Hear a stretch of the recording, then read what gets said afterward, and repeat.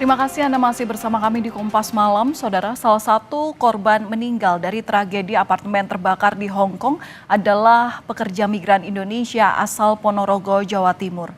Dina Martiana meninggal karena terjebak kobaran api di lantai 25 bersama dengan majikannya.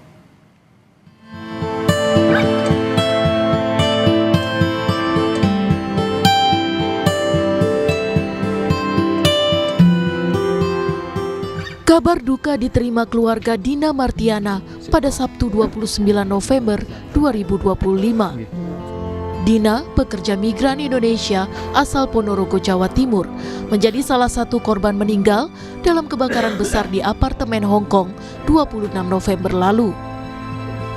Dina terperangkap di lantai 25 bersama majikannya. Jenazah ibu satu anak itu akan dipulangkan pada 3 Desember mendatang.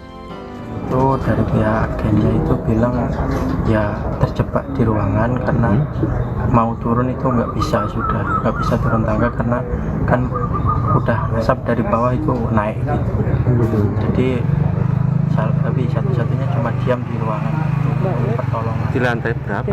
Di lantai 20.